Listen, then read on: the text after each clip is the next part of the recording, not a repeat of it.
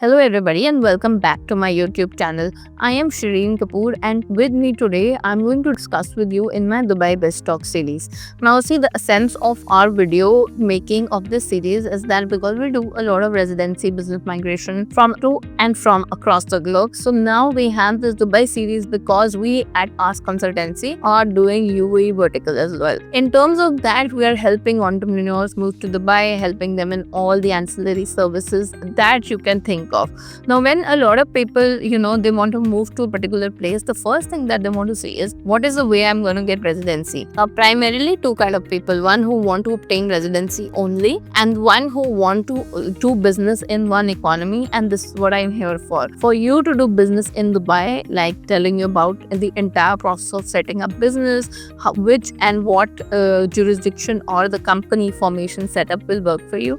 So all of that in today's video, 5 essential things that you need to keep in mind, an ultimate guide of setting up business in Dubai. So the first thing is that when you are setting up business in Dubai, the first thing that you have to cater to is that what kind of business you want to do. That's my first question to you I throw at my client is that what kind of business you want to do. You don't tell me what kind of, company you want to set up. You in fact let me decide where and which jurisdiction your company should be set up. Now, if you are, say for example, selecting a business you want to do in space and retail space, then usually my answer is that go for mainland business because that's how you can get a retail space. Now, coming back to the professional setup, if you want to open into financial sector, I might offer you one of the free zones which is good for you. So depending absolutely where your client base is going to be, how you're going to work, setting up your business will be based on what type of business you want to do. Second point that I always feel is very important is that the kind of target customer that you have. Is your customer base going to be a lot in UAE or going to be outside UAE? So if it's going to be inside UAE, like if, for example, you're providing any service you want to give to the customer and it has to be inside, and you want maybe, the kind of services that we give in terms of, like, for example, if you want to sell something and you want UAE audience to be your customer, then a lot of my opinion would be based on mainland company setup.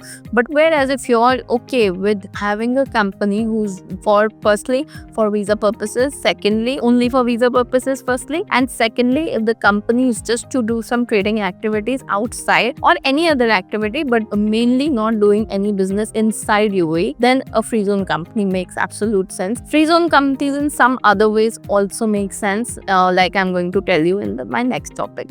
The third is that, are you looking at the cheap option? Are you looking at the long-term option? That's my third understanding about the client. See, if you're going for the cheapest option, sometimes it's not the best option. Like a lot of people open company in say different jurisdiction, not Dubai, but different Emirates, and they feel that they have obtained a license and that's enough.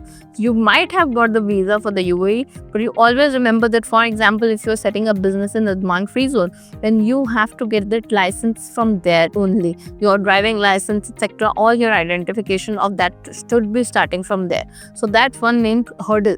There are small hurdles that you will face after that. A lot of issues that a lot of time sometimes the free zones, they don't have very good working relationship with the banks, and the bank account opening becomes an issue. Then where do you go, right? So that is where I say that if you are looking for the cheapest option, then probably I cannot help you as always, but I can definitely guide my clients in terms what is good for them in the long-term strategy. Legally doing business, you don't want to get wrong in that space. The fourth point that I always ask them, and I feel it's very important for you to decide, is the legal structure. If you are a company, even if you're a sole owner, want to be a sole establishment, you can be a sole establishment. However, it is not very much recommended in terms of doing business, because in business you want a corporate veil, and that's where the LLC comes into play. LLC is one of the most common vehicle of doing business in Dubai, and that's what I think I also prefer, LLC.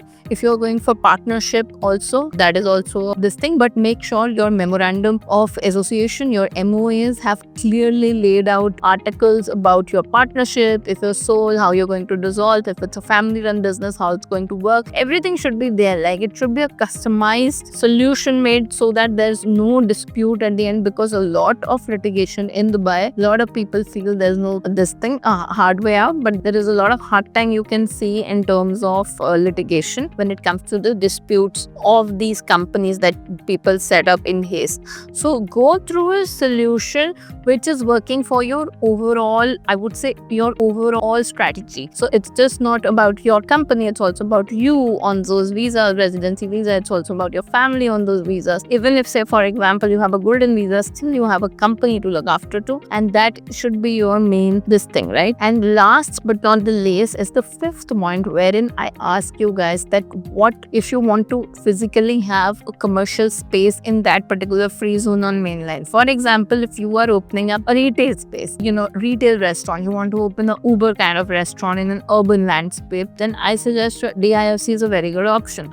So it depends absolutely on the kind of, I would say, the kind of traction for the business that you want. Do you want, because in Dubai you will get all kind of tractions. You can get the lowest level also, you can get the mid-level customers also, you can get the high-paying luxury and ultra-luxury high net worth also. For that, because a lot of clients, primarily do a lot of urban business. So in terms of that, I think that there are a couple of free zones which have good retail options as well, in which you can look into. So depending on if you want a commercial space, you want to do business in that particular free zone or mainland, that is also something that you need to consider. So first point coming first, the strategy, what type of business, customer traction, what kind of customer traction that you're looking at, what kind of legal structure you want for the company, and fifth and foremost is the kind of commercial space if you're looking into. Also, if you want residential space in that, for example in DMCC, if you open any business related to that particular free zone, in that free zone